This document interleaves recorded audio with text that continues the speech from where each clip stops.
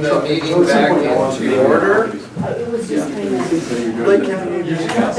Yeah. So it's pretty simple. Okay. Yeah, I'll get you. Claire, Before we. we're gonna go ahead and start the meeting Right, I was just kind again. of wondering. Thank you. Okay, we're back into session at 10:26. And our next item is the Obsidian Renewables lease extension request. Mr. Berman. I met with Lori Hutchinson, and on the solar project out at the airport, they are still moving forward. They come to us with a extension on the agreement that we've had with them.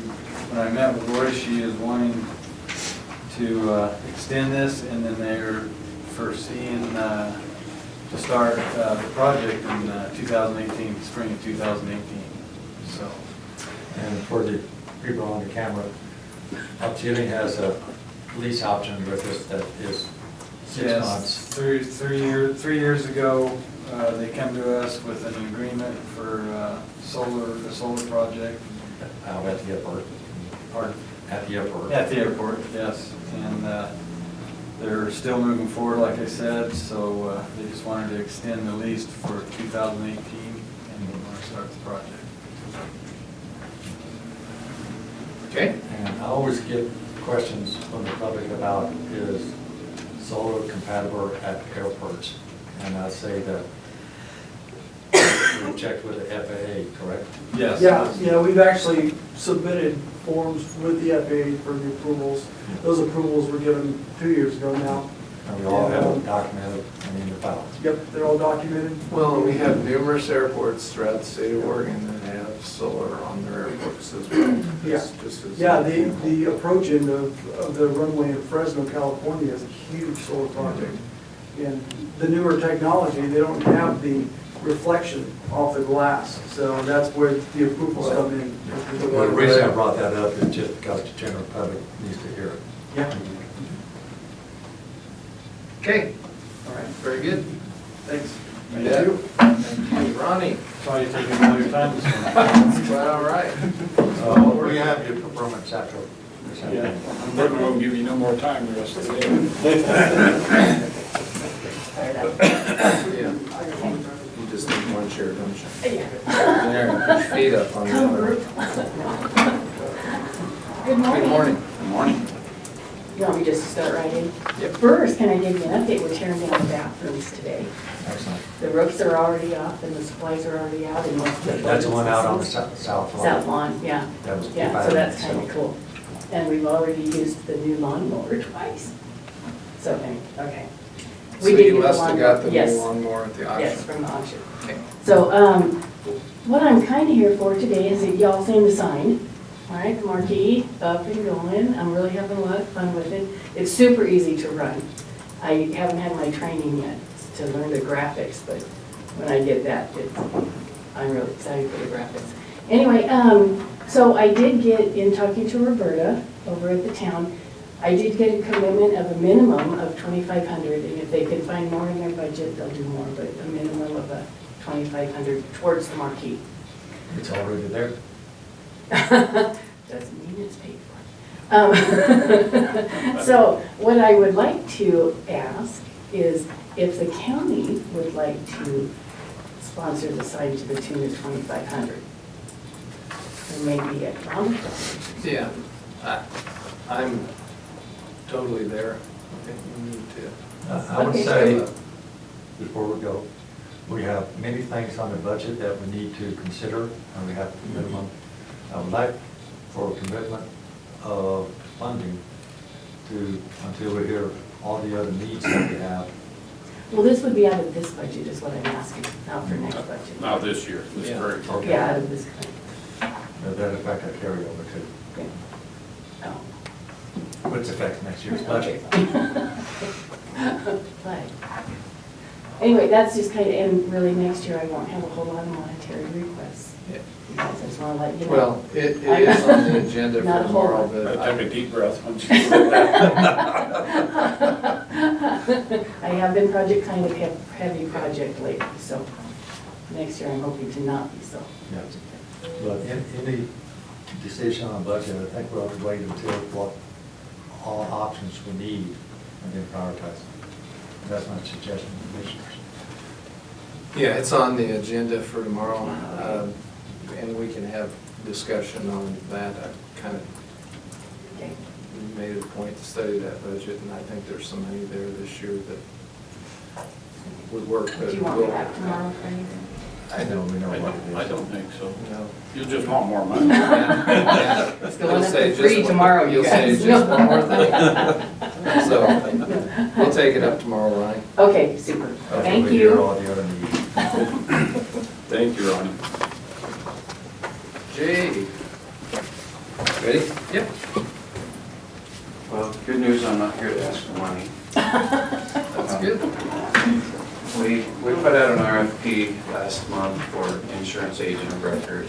We got 3 responses, one from Propel Insurance out of Portland, one from Great Basin Insurance in Klamath Falls, and one local agency, Multi-Fuller.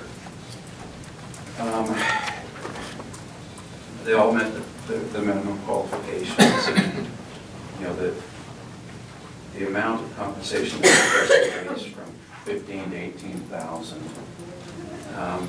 So after considering all of those, I recommend that we don't go with any of them. We keep this function in-house. I'm having a hard time justifying that $15,000 to $18,000 expense for something I know that Nikki and I can provide in-house. I know we've never done this before, but I've been an underwriter, I've been a claims adjuster. My job the last couple of years at Farmers Insurance was a limited authority underwriter, which meant I was working with those agencies that were having problems. I was providing the training to those agents, so I know how to do the job. I'm concerned about the workload I am too. So what I'm proposing is we just try this. Let's give it a shot. If we find that we can't manage the workload or the details or the technicalities of it, there's nothing that would prevent us from going out for a contract at that point. So we've just been batting about the budget. Do we have that currently? What do we have, 18? We have 18,275 budgeted. So that money could hypothetically be used in other areas for right now. Yep. And so, full disclosure, I believe, Jay, if this is doable and you went more in depth just in individual meetings on the workload, and while I appreciate the fact that you're willing just to absorb this between yourself and Mickey, I think part of that evaluation, you know, and I don't know what the time frame is that you think is appropriate, but I want to have on the record that if it's doable in-house, but it does, because it's been a paid job historically. And as much as we have tried to get away from things like the stipend stuff and that type of thing, part of that evaluation needs to look at some compensation, because these are definitely duties that we saw fit over a long, long time to pay for outside of our organization. So just for the record. But in the meantime, I really want us to take advantage of, if that's what we agreed to do, to take advantage of those dollars, because we are in a dollar need. Okay. What is the workload? Well, you know, we've been paying more attention since we started talking about this. And so we've just about completed this year's renewal. But really the workload is just a lot of detail work. It's hard. I can give you a copy of the contract that we have with Great Basin right now. And that would kind of detail all the functions that they provide. But, sorry. We know what the functions are, but what is the effect on your workload? Well, Because it's hard to judge at this point because we're involved with that anyway.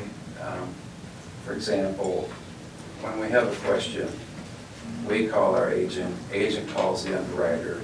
Underwriter, you know, gets back to the agent gets back to us. You know, I think for a lot of that work, it would be almost as easy, maybe even have some benefit if we went directly to the underwriter. And I know those underwriters, I've worked with them, the property casualty trust director is a friend of mine, and we've worked closely for years together. So it might even be a benefit, cutting out. Well, and that's that evaluation period. We'll find out if cutting out that middle step really does make it easier. Yeah, and it might not. Yeah. It may be a necessary function that we aren't anticipating right now. Well, and I don't think Jay doesn't anticipate this. I mean, I'm the most skeptical to bring it in-house, probably out of the three of us. A lot based around workload. The other thing is we are very fortunate that Jay in his past history did insurance work. So we're fortunate that way. Not sure Jay's gonna be here forever, you know, Why? but Bus could He assured or me whatever. yesterday 18 to 20 But- years. But, you know, whenever we went out for the RFP, it was with a reduced amount of having insurance of record. We reduced workman's comp side off, I believe. And the quotes came back higher than what any of us had anticipated. So that's an indication that maybe there's quite a bit of workload to me that goes along with it if we take some of it off and we have three different quotes out there and they're saying, well, today's world is still going to hold at this. So, and Jay and I have talked about this quite a bit. I'm concerned not on the ability to do the work, the time that it will take to do the work along with the other. When you're HR, there's a lot of day-to-day things, crisis management, personnel issues. So I have some reservations of putting the workload on this department. That said, I'm not insurance guru and know what the amount of time it takes. So I told Jay that if we're looking at this at a trial basis, I individually would consider it. I'm just one on the board, but I'm the hard sell, Jay. Just based around You may be right on all those points, but I think we need to try it. Well, and I think part of that is, Commissioner Winter's talking about the workload, but the way you described it, currently, you contact our agent contacts the underwriter. You still have work to do. Now you're not going to contact them with this trial. If we go that way, the agent, you're going to contact the underwriter. And in some cases, that kind of takes us out of the loop where we're not as informed as we feel like we need to be. So You want to explain that? The way we're currently doing it, it takes Yeah. us out, okay. Yeah. Just the way we're currently doing it, where I think it would be a benefit to, it may be a benefit to cut out that middle person. Well, I had the same concern that Commissioner Winters, that's why I asked about, not what is the workload, but how does it affect you? Yeah. Well, Nikki and I have sat down and come up with a plan of how this would work. She would take on a lot of the detailed work involved with maintaining the schedules, and she'd help out with some other things that I'm currently doing. So I think we have a plan. Well, haven't we found out in the past on those schedules and some things that have been missed that we assumed that our agent was taking care of and we had to go back and Yeah, pick that stuff up? we've always been nervous about that because, we're not the ones doing it. Yeah. They're doing it, but they don't really know our properties like we Right. do. So if we were actually the ones maintaining that, I think it would help. We You're cleared all- up some of those things in the past couple of years. In fact, this year we cleared up a couple that we just caught by looking at, stuff that we're better able to catch it. In a sense, on the current plan, you're already doing a lot of the legwork. I think so, and so I think part of it is a duplication of effort, We're involved, but we get them involved because we're paying them to do that already, so I may be wrong. So do they take on some liability themselves and would we be taking on some liability? Having the agent of record, what kind of liabilities do they take, whether it's claims and everything, if they miss something or whatever? Do they, I would think that they would have some exposure there. That'd be one reason why having an agent of record possibly. Like I say, I'm not by no means an expert on any of this. I don't know what our Not really. liabilities Yeah, I don't think, what ones they take if we have an agent of record, Jay. we've contracted with them to provide some services. As long as they're providing those services, I guess they would have some errors and omissions liability coverage, but I can't see that would ever. You don't see that as being an issue. I don't. Well, we have it on the agenda for tomorrow, so. Okay, so if you have any further questions before tomorrow, let me know. I've spoken with each of these agencies, if you have questions for them. If you don't like this idea and want an alternative proposal, I can do that too. I don't have a concern with your ability and competence. It's just that you put in so many hours on so many issues that your own personal time is a concern. Yeah. But you probably do 80% of the legwork anyway. Well, and that's why I always have this nagging worry in the back of my head that some of the things that I'm not in the loop on, that I need to be, because our agency doesn't understand exactly our situations and our properties and our, Well, you've convinced me in the past, but we're gonna take it up tomorrow, but I think it's worth a trial run based upon how you've framed this. I think we're gonna find it's beneficial to have it, so. Okay, Yeah, thank you. Anything else? No. you're gonna be back in a little bit. For 2 o'clock. 2 o'clock, we're doing those evaluations. Okay, I didn't.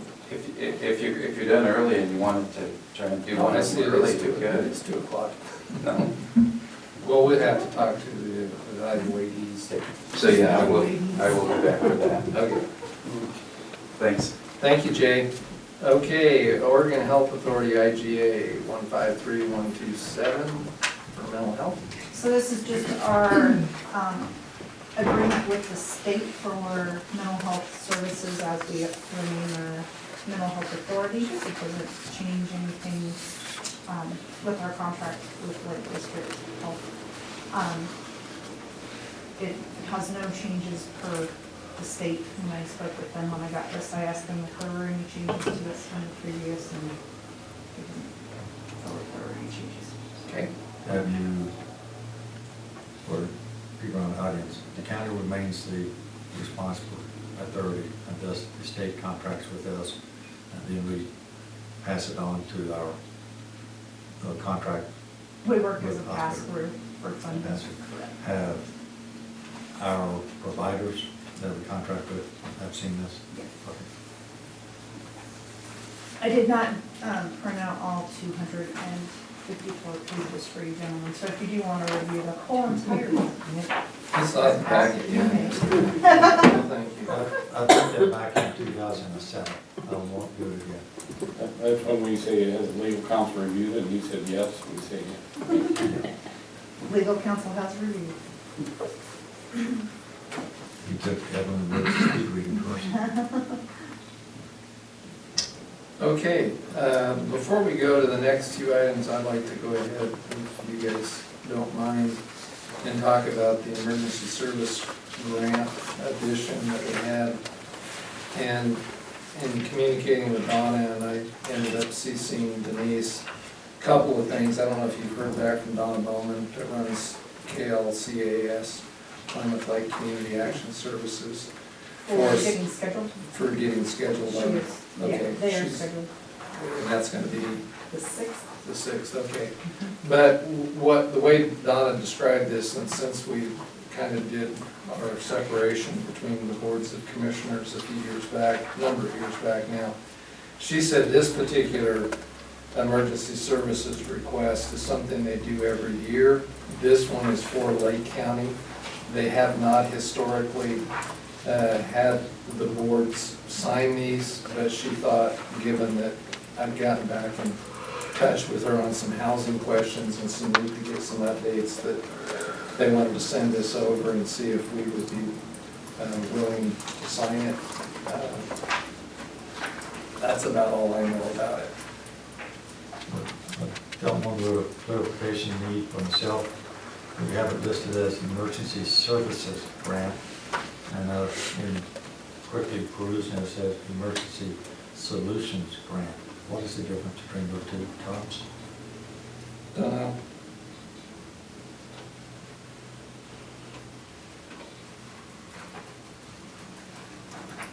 I'm trying to,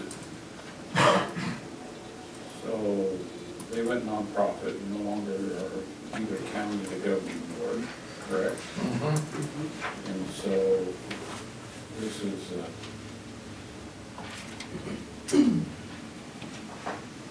Well, I haven't had a chance to peruse it, but Commissioner Shannon, you still lay us on the class, right?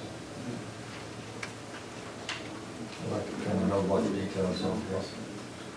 so this is local government approval for nonprofit organization receiving ESG funds from state recipients.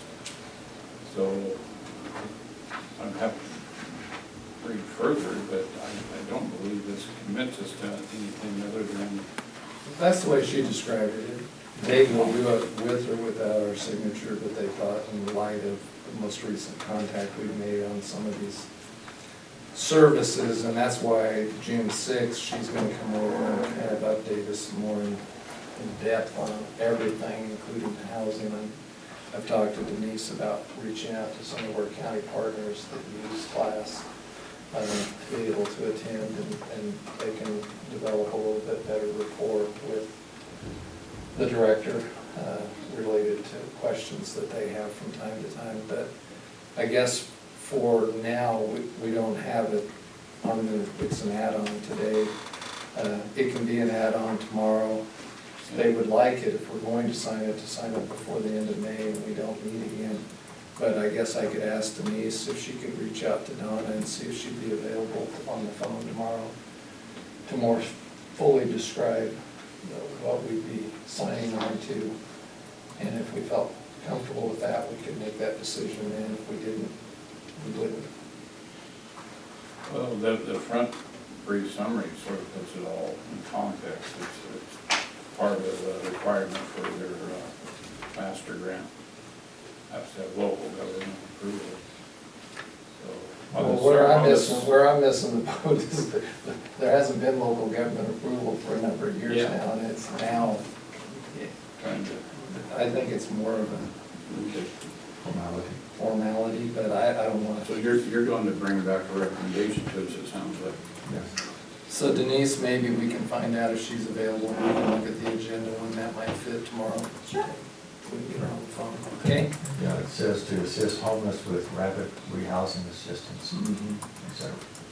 And I'm sure, I don't know if Charlie's gonna be here, but I know the veteran services get into that business. I think there's a lot of synergies, DHS, but I don't know enough about it. Donna can speak to it. So the next item, add-on before we go back up, is the Terminal 6 update from Ginger. Yes. And Mr. Holzman. And Mr. Hall, I had him down, but I wasn't sure. Here. He's kind of Let's a let you guys guy, have one so of you these know. so you know what's going on. Only the ladies. There you go. And this might help too.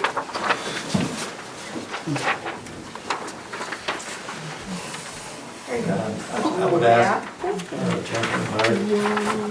for audience on the family, Yes, just give up front what's the importance of this topic to our local sure, church.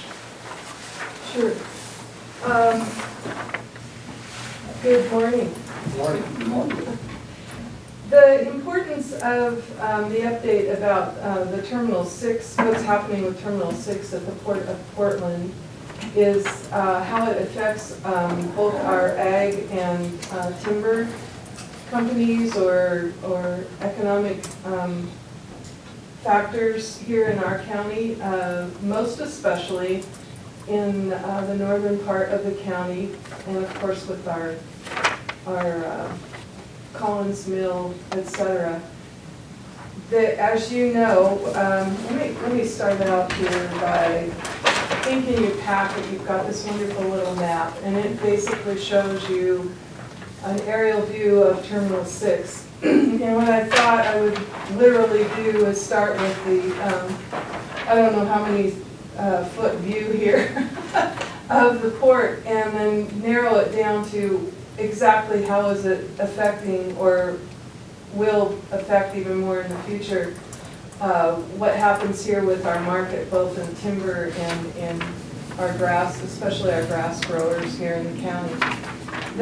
The middle part that's in gray is the container shipping area and the terminal where all of the container goods go out. The two areas that flank on each side is the amazing auto industry import portion of the port, which is that's pretty significant. It's pretty amazing to me to see, just how significant that is to our port in Portland. But the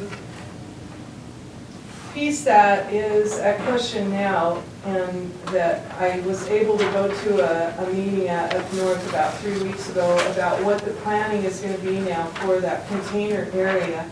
That has not been in use for almost, it's been over 18 months because of several factors. There was the longshoreman strike and many other factors that came into that, which I am not even going to try to go into. And the other piece that you have in front of you is a copy of the PowerPoint that was done at the meeting. I just happened to be in the northern part of the state at another meeting when this came up, and I was able to stay over and go. It was 2 hours long, and I'm sure it's not going to go 2 hours on this, but I thought there were some highlights here that would be really important for us to know about here in Lake County. What they're in the process of doing, their lease with the company that with ICTSI was terminated the end of March. And so now they have the opportunity to move forward and do some planning about what happens with this port. And I'm going to talk a little bit about what the issues are and why the planning is necessary. They're in the process right now of finding a consulting group that will help them with this planning, and they hope to have it completed by the first part of 2018. And they'll have recommendations about what the next steps will be. The things that are at the top, I think, of the list, if you'll see on this page, unfortunately they're not numbered. It shows what the West Coast cargo market or the ports are, and you can see, you can get an idea just geographically how important the Portland port is. We have Tacoma, Seattle, and then we have Portland. We do have a little bit of action in Coos Bay, but that's smaller stuff. And then we have to go all the way down to Oakland and then LA and Long Beach. And those are pretty much what we have on the West Coast, and I think there's a couple maybe in South America, but the Asian market really influences what we do on the West Coast and how important they are to all of the shipping that goes on. You'll see the Portland cargo market, what they see is being most cost effective to go to Terminal 6 is about the southern third of Washington State, all of Oregon, and most of Idaho except for the Panhandle. So there's a very large area that draws both import and export from that area. So it's really important for them to come to some sort of resolution about what happens next. The other piece on the next page that I think is really helpful and interesting for us is to look at what the exports are in Oregon. And 1 out of 3 containers, or 36%, of the exports are hay and animal feed, which really directly impacts what our county produces, a lot of that 36%. Another 19% would be agriculture, other products. They have a nice little stack of French fries there for you to have a visual about what those other things might be. Potatoes play a big market. And then 13% wood products, which really obviously reflects other, the timber market here or our mill here. And I don't know how much export they do, but I believe they do some. If you go to the next page, we start getting into what some of the issues are for Terminal 6. Because of what has gone on in the last 18 months, or actually probably more like the last 2 years as I understand, is that this hasn't just been a local Portland or Terminal 6 issue. This has been a worldwide issue for ports in terms of how cost-effective their import-export business has been. You'll see at the bottom of that page, it says ocean carriers are consolidating. And in Asia, you'll see that there are 4 groups of shippers that have merged within themselves. There's like about 3 to 4 in each one of those little configurations that have merged. And if you'll see over on the right-hand side, there are about 4 in Europe that have merged, and there are no shippers, and there is no port officially receiving and exporting in Africa. Africa seems to be in a big trouble right now with that, and I'm not sure they talked about how that's going to change. Middle East is working on that. They've got one thing that they've got going on, but that's pretty much it. So this has been a worldwide issue, and in order to address this, and nobody's really sure exactly why this came about, they being the shippers, began building super ships. And at the top of the page, you'll see 2 of those super ships, or one in the front and a trailer on behind. Those super ships are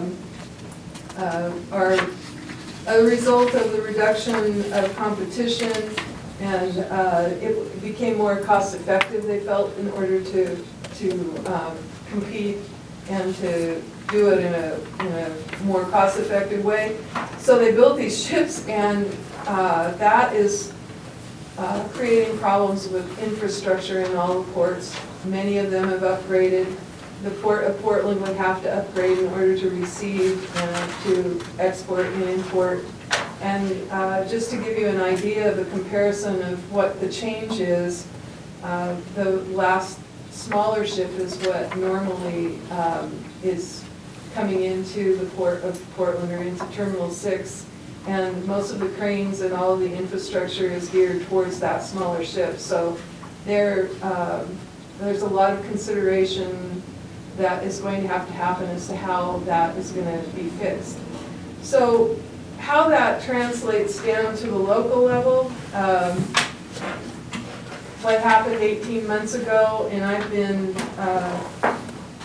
since I came on board here 2.5 years ago, I've been in fairly close contact with several of the grass growers on the northern end of the county, usually the Dinsdales and Scott Pearson and some other folks. And what happened to them is that how it translated down here is that they would have containers on site. They would fill those containers, they would compress at Dinsdale's site, they would compress there, fill the containers, truck them up to the port, and then wait in line and get them on a cargo vessel or container vessel, and they go off to Asia. After everything stopped there, what they have to do is they have to truck it to, sometimes they can do it with a container, but often they just truck it to, already compressed, to Portland, and they work with Northwest Container, who puts it on a rail car, and then it goes to Tacoma or Seattle. And it took a little while for them to all get that system underway, And I went to the hay growers meeting here about, 2 weeks ago and up in Paisley, and they, some of them, a couple of them, not very many, actually go south. And they go to Winters and it gets on a barge or something there and then it goes into Long Beach, actually. It skips over Oakland and goes to Long Beach. But they've had to develop their own transportation pattern or system. And most of it is going on our roads. And there's a lot going on about that. And they had some conversation at this meeting about that. And there has been some sort of a coalition or a partnership that's been forged between ODOT and Washington State to study how that corridor that is transporting all these goods. And it's not just our hay products. I mean, you can imagine what's going on. And there's discussion, I understand, that there may possibly be some sort of a transfer station that gets developed in Eugene because it's a problem throughout the state. And I don't know if Mr. Holzgang has other... Well, you have, in the past, had other companies such as Cornerstone that have explored the Asian markets for their products.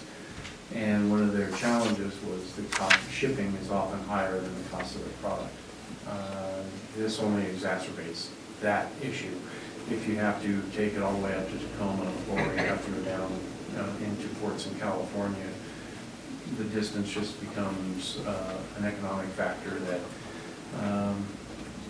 works against them when they're trying to develop their export markets. But they have been working with exploring those export markets that become a situation for them. So they're not.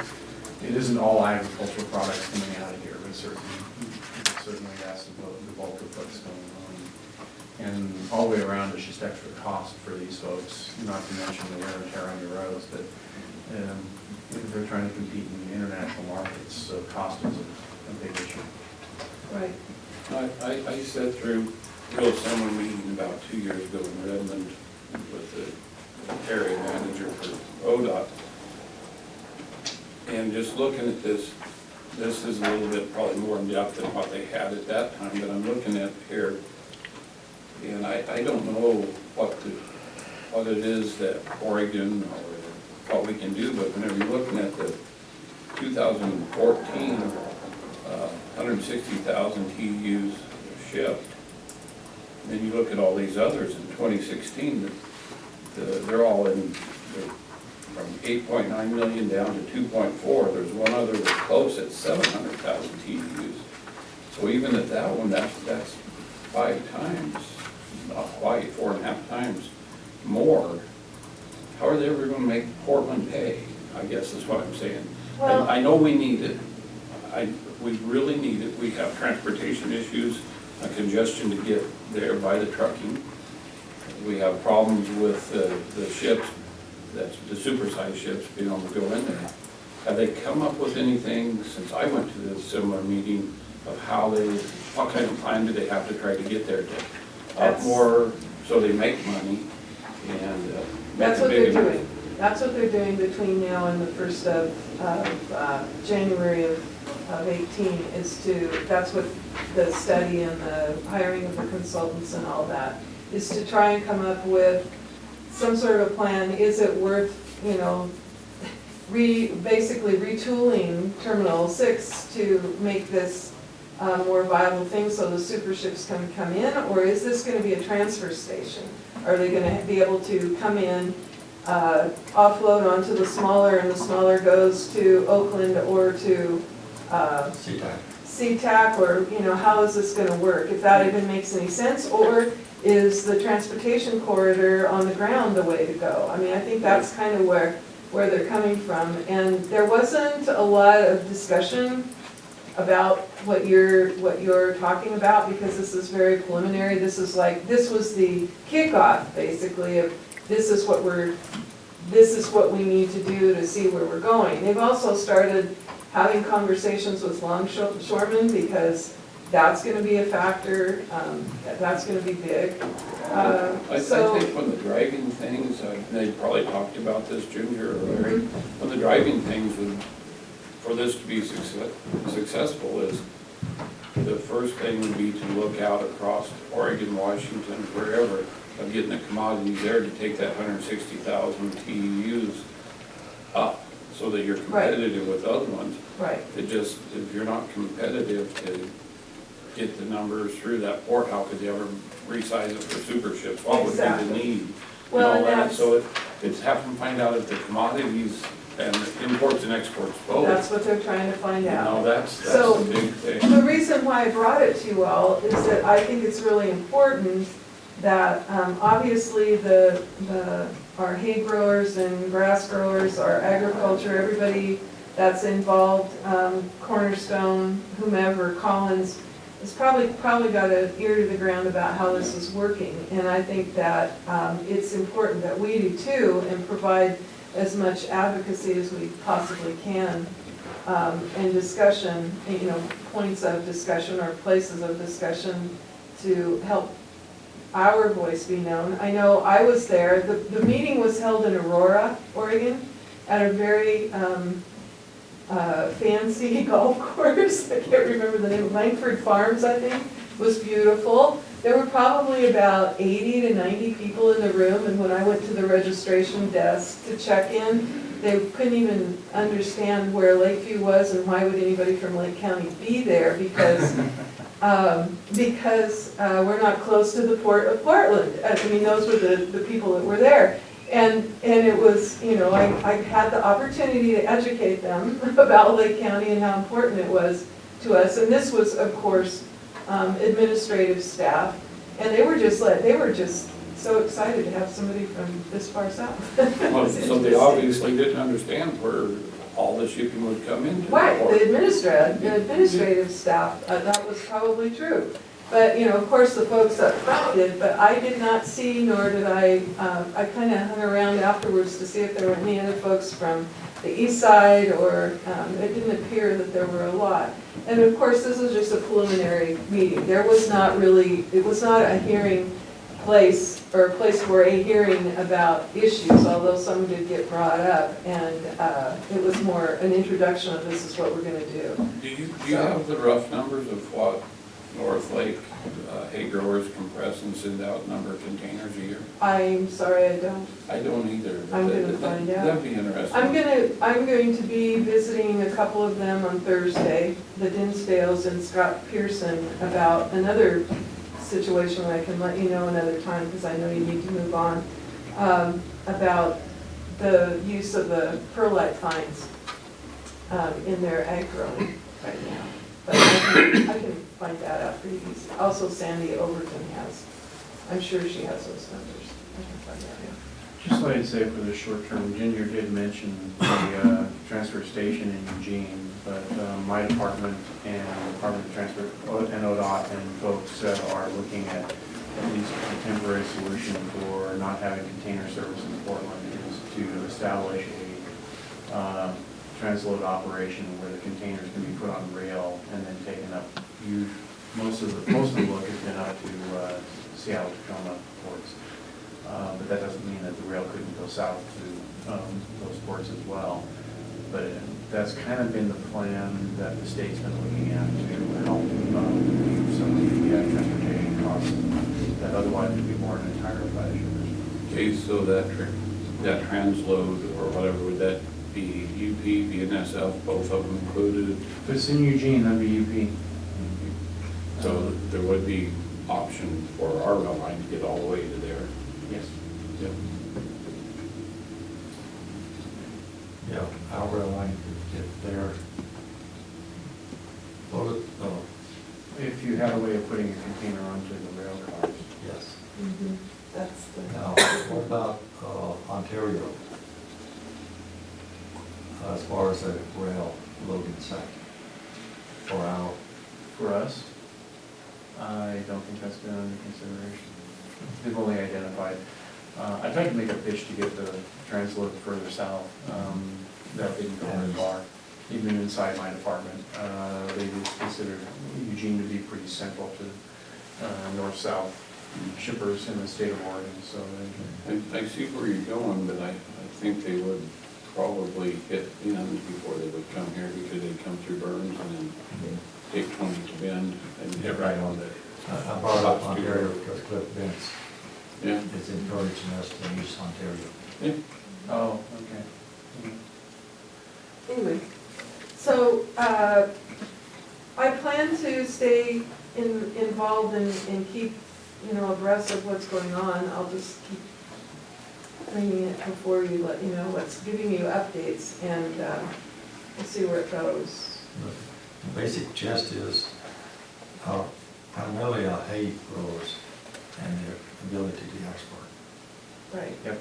That's a key thing underneath all this. Okay. Now, are we still shipping federal lumber overseas? Federal lumber? I didn't think we were ever shipping federal lumber overseas. It was back in the 80s that there was a ban put on that. No, Anything off a the lot federal of ground, you're saying? Oh, really? No, I'm not aware of that happening. There is some private timber that still goes out of Coos Bay.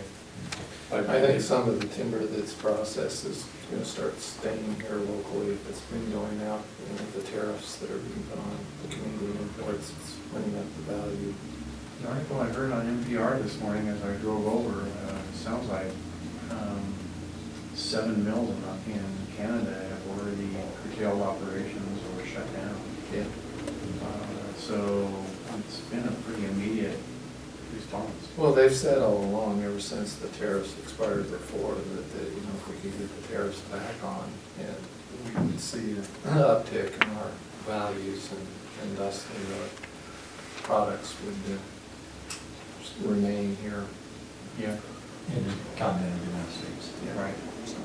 Yeah, that's critical for colonies. Yep. Okay, thank you.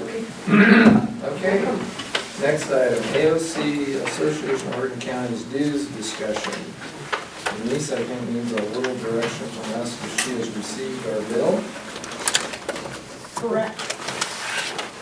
This is relatively a pretty short discussion for me. I think we made a decision last year on the subcommittee dues for 46 to 44 to not pay those again. I think it's just my thoughts is annually we need to have that discussion, and I'm in support of staying with what we did last year without paying that 46, 44 because Well, can you explain to the audience what that I is? will let Dan give a full explanation because he's our forest expert. Well, it's the dues we're talking about, considering not paying in this year, the forest subcommittee dues. They're voluntary. Their only value as far as what it means to us one way or the other is that you have to pay them in order to be able to vote on items that come before the subcommittee. The subcommittee is a subcommittee of public lands. Last Monday I attended, Gil had gotten a hold of me, Riddell from AOC, and asked me if I could be there for the public lands meeting, as well as Mike MacArthur on the legislative committee meeting to talk about, among other things, the PILT future. But this was part and parcel to the public lands discussion in that, and I still have to follow up with Gil. I was very confused by the discussion in public lands, and it goes to this particular amount in that the ONC counties are a separate and distinct organization, but they are also part of the AOC organization. The subcommittee is part of the AOC organization as a subset of individuals to public lands. Then you have the Eastern Oregon Counties Association, which is not a subset to any of those, but merely a group of counties that requires dues. And for us in the past, it was about $15,000 to be a member, to all of those entities to lobby and work on the issues around public lands, and specifically forest management, forest health, and payments to counties. So in the discussion, just to get you guys up to date, it was decided by the Public Lands Committee to reach out to all of these entities and get tri-chairs appointed and bring them all back into one group. with tri-chairs from Eastern Oregon Counties Association, from AOC, or from ONC counties, and from AOC and AOC Subcommittee, Forest Management Subcommittee. I sat there after having been involved with this group for nearly 11 years and came to the conclusion what they were describing was AOC Public Lands, but as a separate committee. So for the discussion on pain, there are so many entities that work on these very same items. We have lobbyists that are paid out of this, a lobbyist that's paid out of this a substantial sum. The Eastern Oregon Counties Association has the very same lobbyist paid a very similar amount. I believe the ONC Counties Association has the very same lobbyists paid out of their dues, a similar amount. And for us, I'm just trying to look out for our best interest and our dollars and cents, and I just don't think that it has any value to us beyond what we already are represented by every group under the sun, the WIR, the Western Interstate Region, NACO Public Lands, all the other state associations. Everybody's working on the same thing. Very few are talking to each other, but they're all charging each other a whole bunch of money to essentially represent the issue. So that's as good an update as I can give.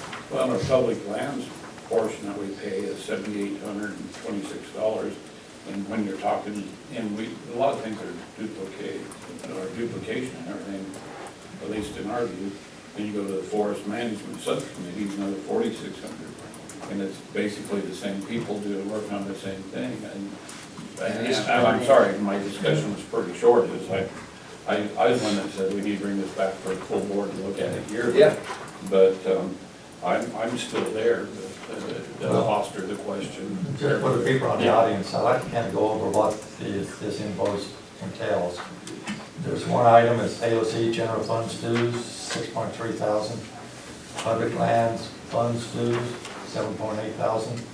Video lottery defense funds, $130. Then the forest management subcommittee dues, that's 4.6 thousand. PERS, public employees retirement system dues, $190. AOC veterans funds due, $313. So what we're really talking about is that forest management subcommittee, that 4.6, whether to address that or not. That these discussion. And that subject, as mentioned, falls under public lands category discussion anyway. It's at it's a branch of the public lands. And some of that money is talking about deal does go to a lobbyist back in DC, of which all the other organizations, as Commissioner Sound mentioned, pays for that also. But that lobbyist, and of course Commissioner Sound being a strong lobbyist, but we did not get the SRS dollars this year, this coming year, correct?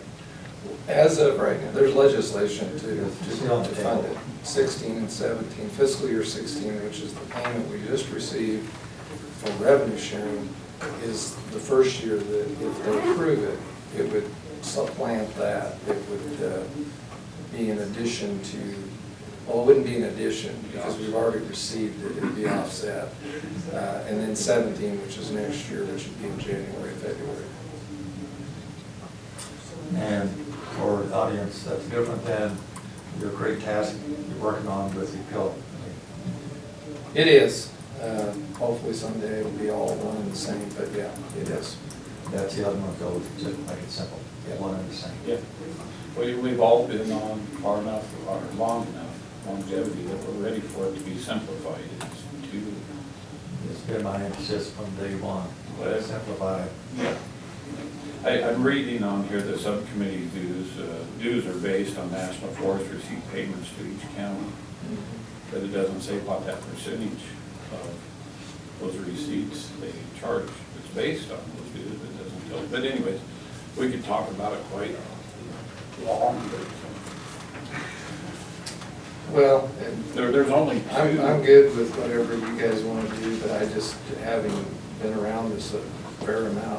I just don't see the individual value. And quite frankly, a discussion I had with a commissioner from Deschutes County last Thursday really brought it into perspective, and I don't want to pick on anybody out there in the lobby world, but we're never going to come up with a solution for our fair and equitable payments to counties as long as there's a value in making it be a year-to-year thing. That's the facts. AOC and the dues we pay and being part of the association, I very much support that. There's two required, that's the general fund dues and public land dues. You have to pay those to be a member. The others that Commissioner Ketchner mentioned there, those are voluntary dues. And so I think we can make this decision tomorrow, but it's no secret that I don't believe there's any reason to pay those. We did last year, and I don't see any reason this next year. You know, there's about 4 or 5 counties inclusive of Lake that did not pay initially, but then the others did come along to pay. Yep. So Lake County is out of money. Well, and while we're on that subject, I'll just be really brief since it's not on the agenda, but we're talking about counties that pay. Jackson County, it's probably no secret, has opted out of AOC in its entirety. They'll still be a member of the WIR, and that'll be effective July 1. They're on record, on TV record, as saying they didn't see the value. They didn't think they were being represented, which is a whole separate issue. But okay. We'll So I take have that. your permission to pay less that amount? No, we'll make that decision tomorrow. It is on the Okay. agenda. So- Okay. I never even looked. Oh, excuse me, maybe it isn't. It is not on. So I'm willing to make a decision today, so Let's get it off the table. I'll make a motion that we pay our AOC, our budgeted AOC dues exclusive of the Forest Management Subcommittee dues in the amount of $4,644.20. Go ahead. I'll second it. It's been moved and seconded to pay the AOC annual dues that we just received minus the $4,644.20 for the Forest Subcommittee portion of that. Any other discussion? They're pretty late in the year getting their invoices out. We will be dealing with this again in our next budget year, and this is in ours. Now, what we're talking about is The current. payment of our current budget. Current budget. Mhm. Which does or does not have an effect, would have an effect on carryover. But just for discussion, last year we chose to pay everything except the Forest Management Subcommittee, which is this year 4.6 thousand. Tell us what's the other plans, because that's the highest one on the list, 7.8 thousand. What are we gaining with that? That's in the eye of the beholder, but there are only, as far as I'm concerned, our only official representative on all things to do with public lands, including payments, management, all those things. And they're direct, they out of that, they pay for costs associated with WIR and NACO representation, and the WIR being the Western Interstate Region, and we have 2 members that are appointed to the full 15-state board of directors. Oh, fell out of Douglas County, and his name's slipping my memory, Just County. and Judge Joyce over in Mountain County. Yep. Public lands is intended, the Forest Management Subcommittee is public lands. Yeah, it's a subset of public lands. Yeah. And now this, why I went into the other dissertation is, we've got this other entity that's going to be they're gonna have 3 chairs, tri-chairs, but they're all gonna come back together to be more effective.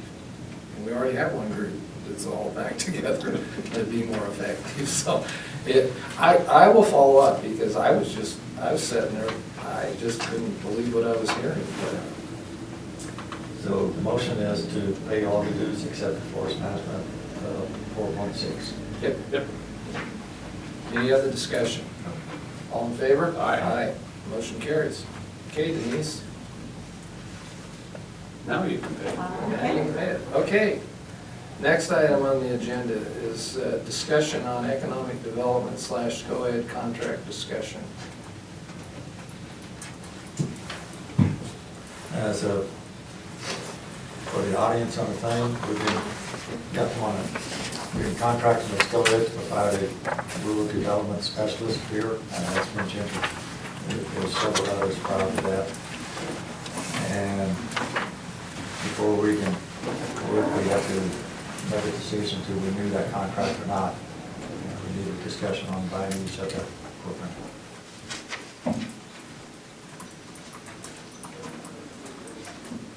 On the, well, we had Betty and Junior before us here a week ago, 2 weeks ago, I guess now. 2 weeks. Put some tasks to Betty to look at other funding avenues, other ways to fund a portion of it. I thought Betty was going to be here today, but she'll probably give you the direction to. I think she has some person, I think she had to be out of town Yeah. this week. I believe, and Ginger just gave us an update on what the request is changed to, or are you aware of any? Yes. difference? At the SCOED board meeting on Friday, there was a presentation in the budget, and I believe it was accepted to reduce the amount to $30,000 and from 40. And we believe that we can do what we can to make that up. We are working on that. We do have a request into the town for the $2,500. It's a little late in the game in their budget process to go back and request, anything different than that. We could work with them this year about that. It's our understanding in our conversations with them briefly that they're just like everybody else in terms of what their budget looks like this year. So, that is one way that we can continue to try and resolve the concerns. I think that the other piece that we probably really need to do over the next few weeks is have conversations with you folks about, what your expectations are outside of the contract language that we have already brought to you in the past. We always, in the contract, there is language about what Lake County receives, for that amount of money. My thought is that, you get a fairly good bang for your buck. I understand that because the position is located in the southern part of the county and Lakeview is the county seat and it's the largest community, that there is a perception that they possibly get a little bit more action than the rest of the county. But I have really done a lot since I've been here to extend that into the northern part of the county. And while I can't always be there physically, I maintain some pretty good relationships with folks up there in the livestock and the agricultural community and in the commercial, ventures that are going on up there. Most notably, the most notable one right now is actually getting another bank, like the credit union, Pacific Crest, back into Christmas Valley. Was instrumental, in working with the previous CEO about that, and then the current CEO kind of took that over when she retired, and also working with the Parks family on making that happen. So anyway, we're, and working with the Sisters from Brothers to help get the Christmas Valley Lodge back. And I had given you a report last time about some highlights that that had been accomplished over the last year. And I'm sure you've had a chance to take a look at that. And there's, many of the things are maintenance kinds of things in the northern part of the county, like making sure that the community there's some advocacy from the community in Silver Lake about the gas station there. And I think that has really worked out. I don't know, if you go through there, I really invite you to stop and take a look and see what's happened with that facility. It's pretty amazing. They've got a really nice little convenience store, and now they've added some food service, and they're open a little bit longer and more days now, so that's a good thing too. Anyway, I'm just, hoping that we can move forward here and.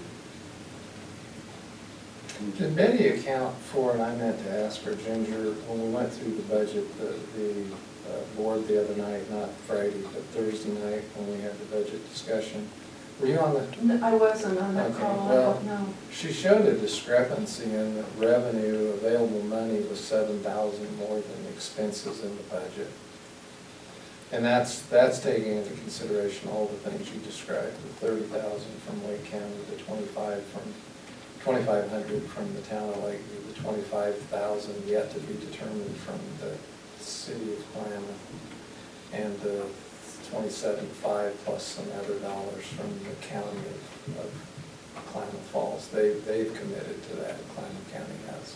And there was a $7,000 discrepancy? Yeah, at the bottom of it, Ernie brought it up. It was on the last page. And she had an explanation for that or not? Not that I remember, but there, we need to. I'm sorry, I don't know. Friday's budget discussion, as you all know, I was remote. I was gonna ask it and then I forgot. I didn't have my budget in front of me specifically, but that's another place where, we need to probably shore that up because that's possible money available. I don't know. It's I'm just sorry, something. I'm not aware of that either. Yeah. I don't So know. for I have a tomorrow- thought, but I'm not, Yeah, it was feel the comfortable. budget was like 562,000, I'll say, for cost, and the revenue available was 569 and change. It was something like that. I've got it in my. So there was an overrun or an under? Oh, over. We had more money Okay. than we had expense identified. We can find out. Which at the time, and I should have asked, Ernie asked, and she said something, but I was thinking, well, why wouldn't we just put that in contingency so we balance revenue to expense? But anyway, we'll find out. Right.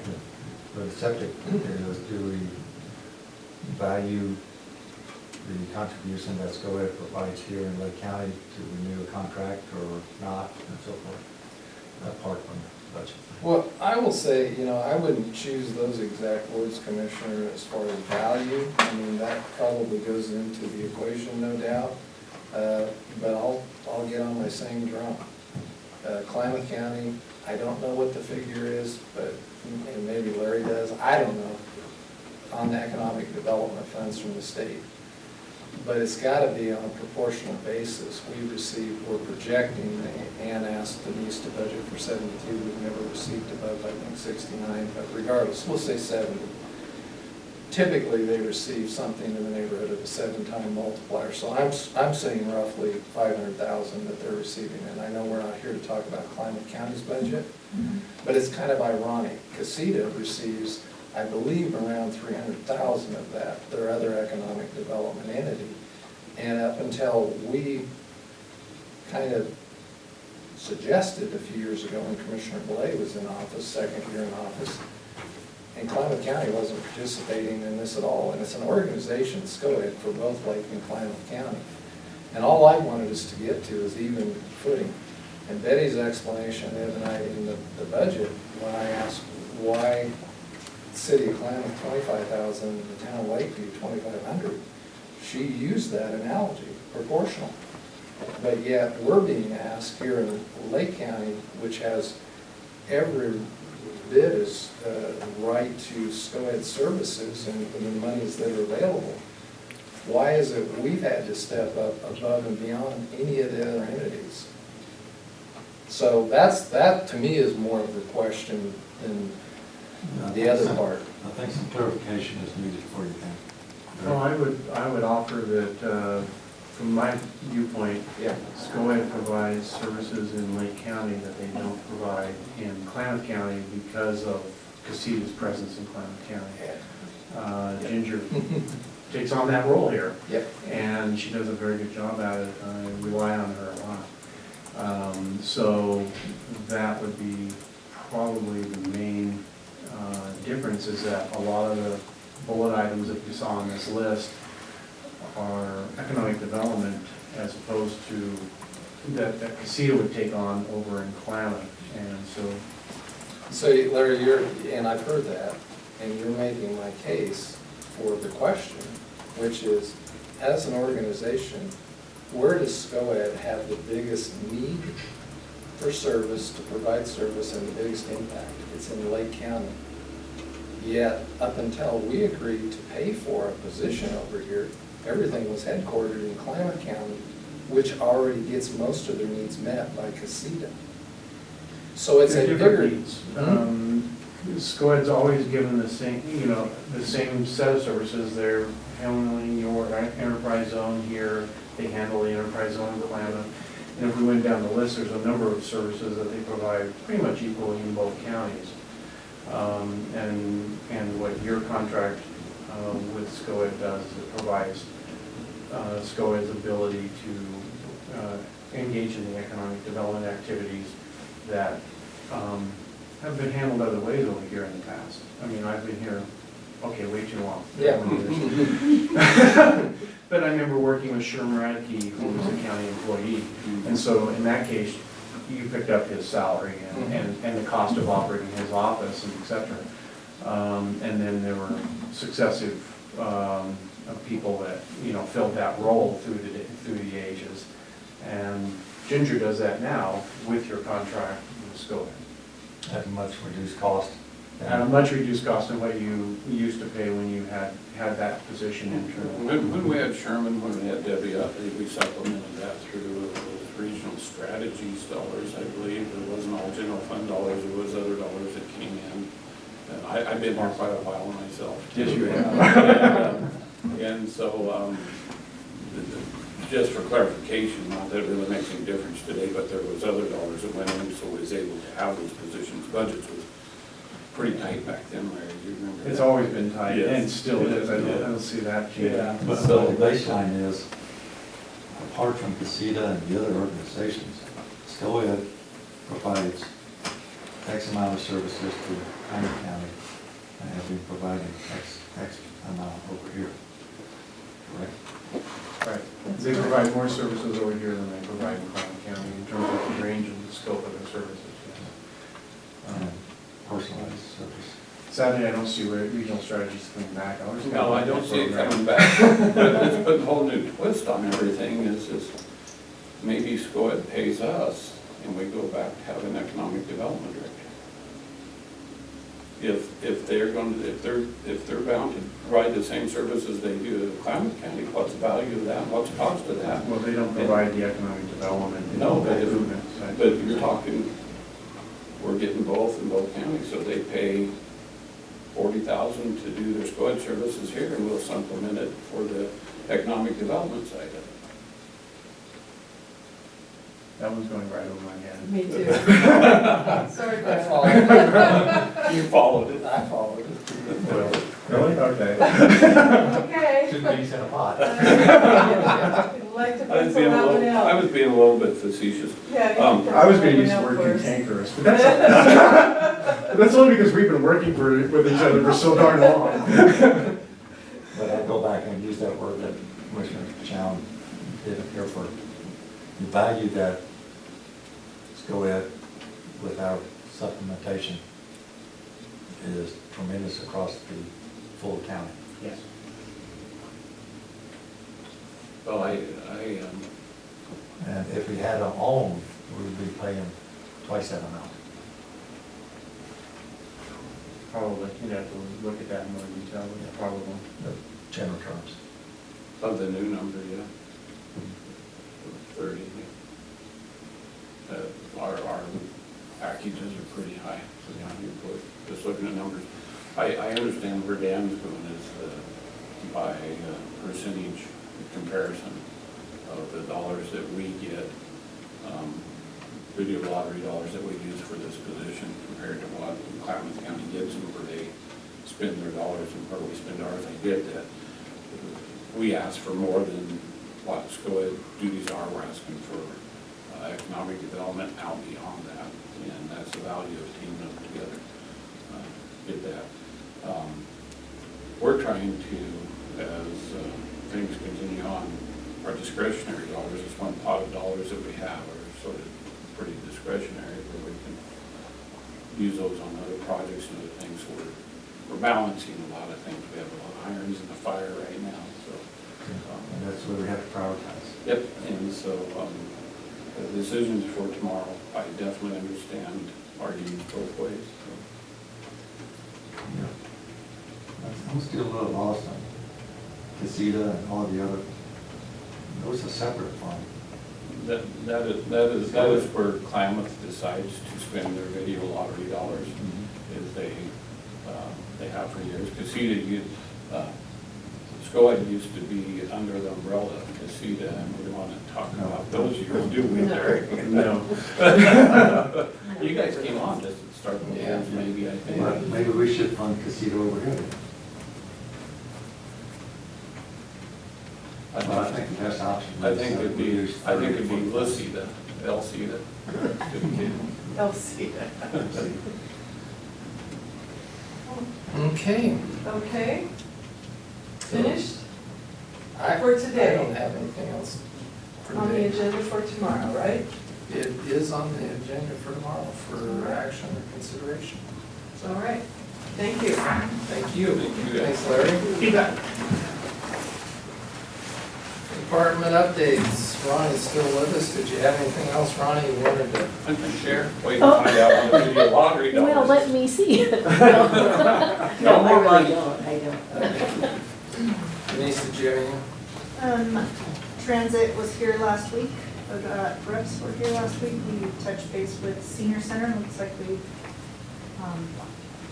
got a clear understanding where they're headed, and it sounds positive and good, so everyone was happy there. And we, as of yesterday, were granted permission to auction off the Suburban that is currently being used by Goodwill. They, I don't know if I've let you guys even know, but they pulled their application for next by meeting because they don't have the staff to provide public transit.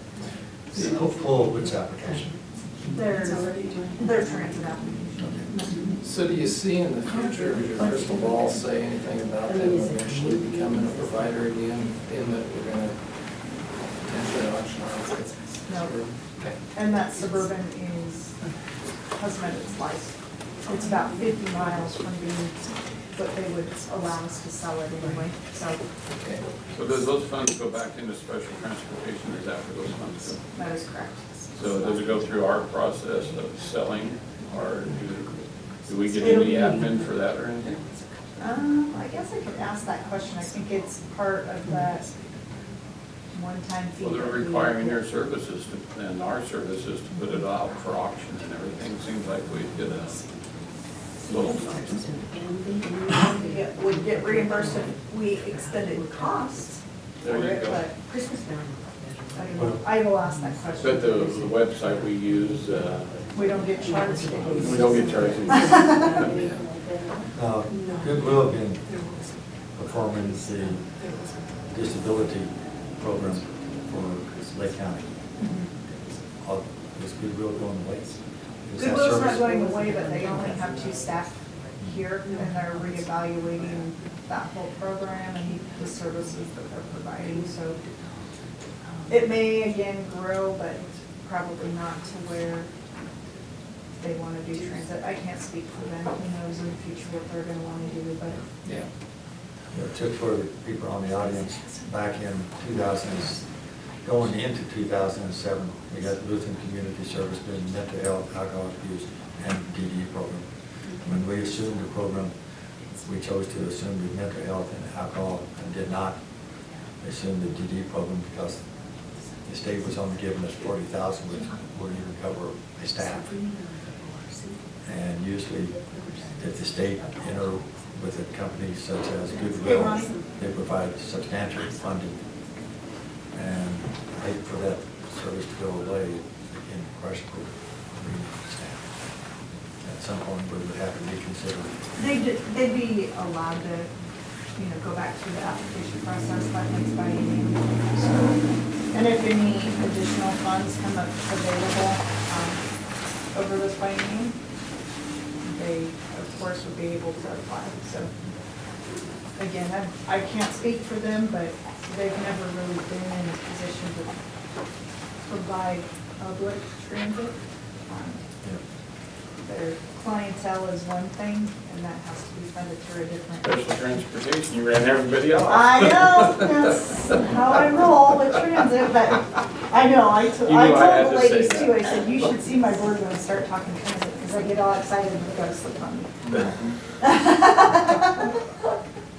So thank you for engaging, Commissioner Custer.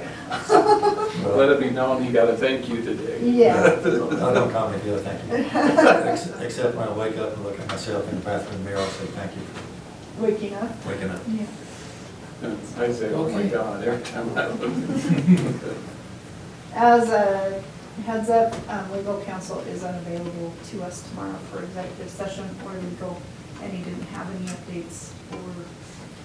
He's have anything unavailable for executive session. Correct, not available. Do we have a subject on the agenda for that? No. I think that he had updated you guys individually on Yeah. anything that would have possibly. We're just waiting for whatever the judge outcome is. Yeah, I guess on my liaison updates, it's all of our liaison, but I'll go ahead and jump that, Mr. Chair, if that's all right. If we're through with department updates. I'm done. Okay, Um, so we're on the list. Glazed over. Yeah, last Friday, I wasn't able to attend the SCOAD and SCOAC meetings, as you both are aware. Myself, Dave Berman, our legal counsel, went for the arguments on the TRO injunction, temporary restraining order and injunction, after we have terminated our agreement with Lake Railway. That went through the federal process. First time I've been there, we sat in the galley, our attorney represented us well, and waiting for a response back from the judge on his interpretation of the lease we have. So the injunction stays in place until we have a determination from them, and that's And that was at the federal courthouse in Medford, yes. Nice facility, isn't it? Yeah, they don't kid around whenever you go through the, I have to take my shoes off and everything is as strict or more strict than an airport. Well, Donald, do you have to take it? My hearing aids? No, No. you're too late. No, I didn't, it still stuck down pretty good. That caused Jimmy to smile. I did He's the still funny thing awake. about it though, I wore my sports jacket I haven't worn since the winter gala. I stuck my hands in the pocket and I had all these Mardi Gras beads in the pocket of my jacket that I had to put in the container to go through. And, it's just like, I don't know if they believe that I've been to New Orleans or if I actually been to the winter gala or not. You should have said it was just left over from the 60s and 70s. There you go. There you go. Okay, That's all I really have. That's been taking a lot of my energy and time. There's other things I'm working on, but I'm ready for lunch, actually. Yeah. Well, I'll keep us within the next 10 minutes so we can go to lunch.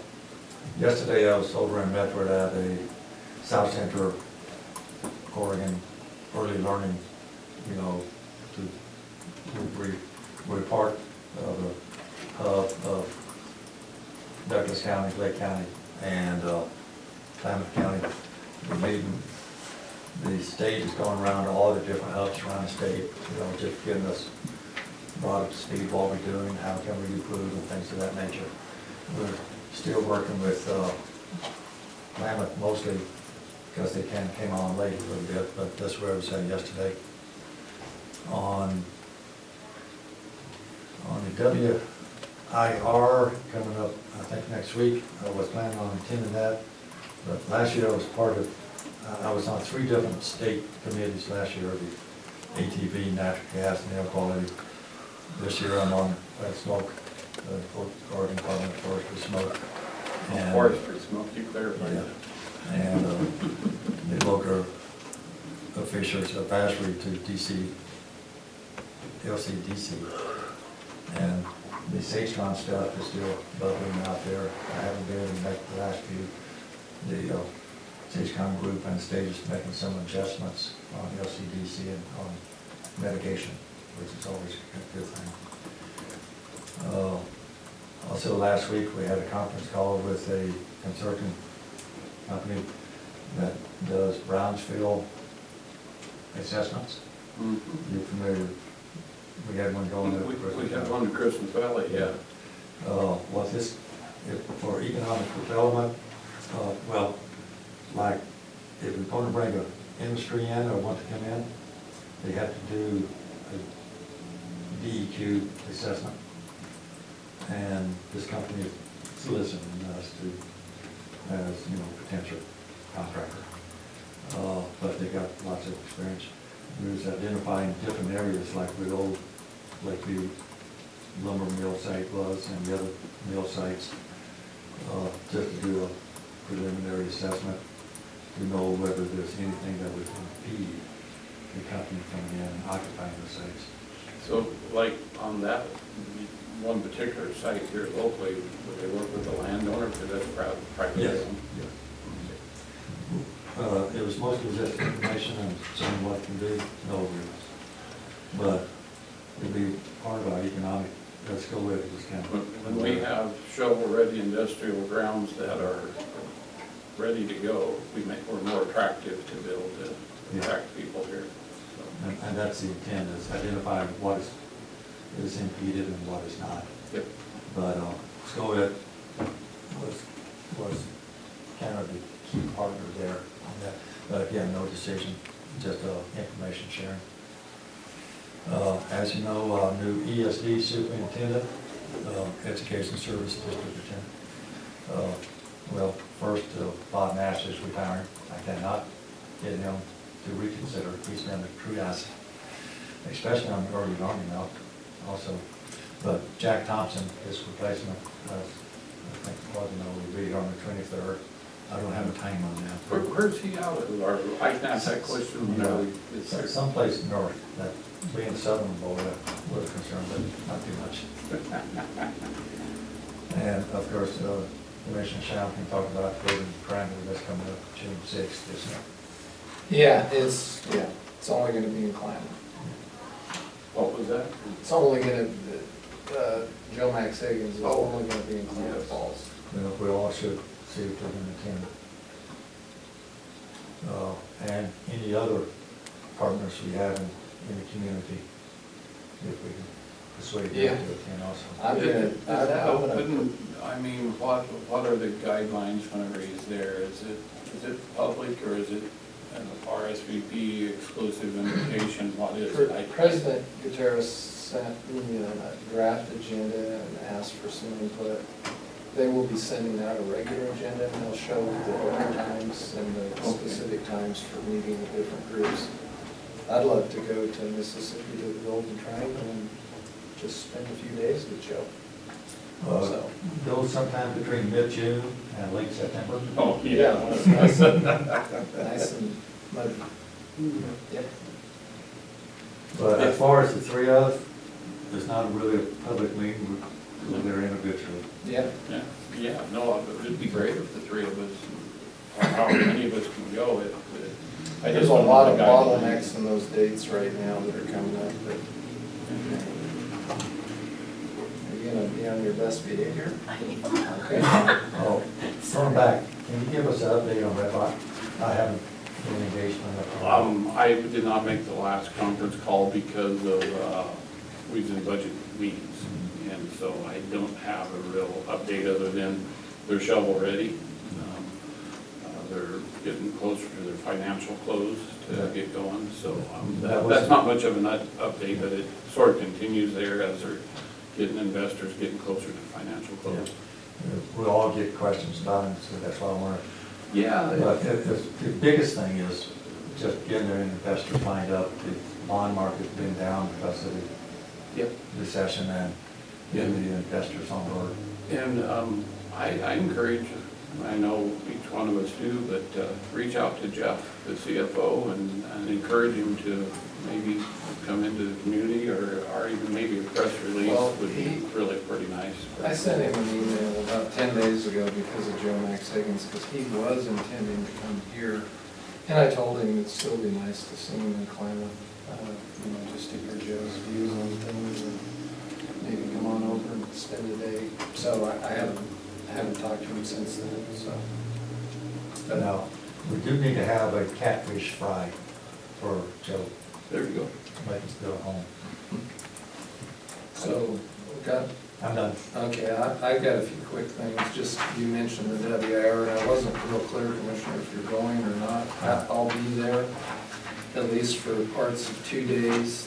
Deborah Cox, our legislative director for NACO, and Jonathan Sheffield, who works for her, is taking over for Chris Markland. They've asked me, and as a matter of fact, I got a note from Mike Zupko this morning, our executive director of the Cohesive Strategy, and I'll be giving our WIR group that I represent on the WIFLIC, the Wildland Fire Leadership Council, an update. For the audience, could explain the cohesive strategy. No.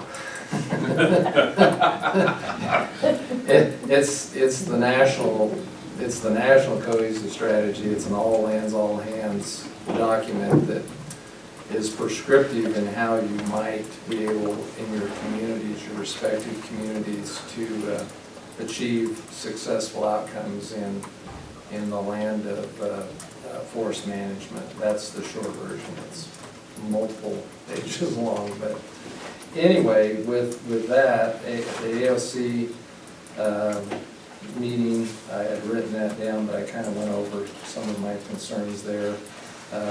I'll be working with AOC fairly closely because they're very interested in the other subject matter, which is Pilton SRS, and we've been kind of, I give Ann a lot of credit in the work she's doing and analysis, but we're trying to be proactive, and that's what I shared with the Ledge Committee up there at AOC on last Monday.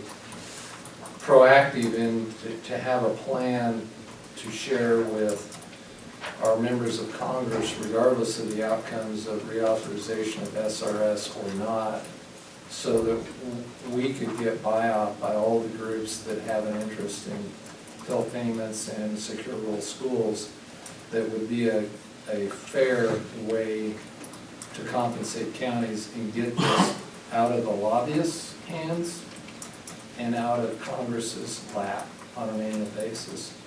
So as we move through that, I'll be coming back to our board to see if we concur it, because they've got a lot of people that have got to agree finally on one approach to things instead of the shotgun approach of all sorts of different things. Been in contact with a lot of folks out on the west side of the Goose Lake Valley. Like the two of you, I met with Barry Emler yesterday, the Forest Soup, and discussed a lot of the west side of the valley as well as any other users of the forest that access off of either Dog Lake or 4020 or any of the other access points. And had communicated with Dave Berlins last night because Barry immediately, upon getting back to the office, shared with both Chuck Burley and Dave Berlins the concerns that I shared with him, and came back in a different form, but I think Dave and I are on the same page. My recommendation was to hold a meeting out there and invite any and all, but specifically out there to share with the community, with the ranching community specifically, what their plans are for those roads, not just the one that's slumping away, but the others for access and safety, and kind of maybe show, because all the ranching community tells me all that they really hear about is we don't have enough money, we don't have enough people. And the big question is, well, and exactly with the money we have and the people we have, what are we doing? So that they get a little better understanding of the complexity of the Fremont-Wayne-Enos workload, and it also entails the workload with the BLM because they're partners there with the One Road Department. So Dave's response back to me was, "This sounds like a great idea, I'll set that up." So But the general theme you're talking about is the land movement, like blocking, dog leg, and how do we help citizens get access around it? That was what I thought the general theme was until yesterday when I found out that they'd been told about the alternative routes, and from their perspective, I haven't done it, I want to look firsthand, but they don't feel like the alternative routes are yet safe enough to, and in good enough shape to actually use over and over. And then they have some other, I won't go down in the weeds on it, but they have other issues about some of those roads being utilized a whole bunch because of other impacts to some of the ranchers out there. So that's the end of my story on that. So with that, we do have scheduled the executive session at 2. Mike had texted me or sent me an email a little bit ago, Mike Zupko, and he wants us to meet at 1. So if there's a different time than 2 for both the folks that will be attending and the board, I've got some commitments for a little bit from 1 to probably 1:15. But other than that, right now we're scheduled to come back at 2 in executive session. Works for my schedule. If yours runs over, Mine won't run over. Okay. Yeah, Mike and I are just gonna be co-presenting you're good for everybody. you still, aren't you, sir? Now, the executive session is under, Aye. Evaluation of department. Okay, well, with that, we will recess our meeting. We'll reconvene at 2 p.m. for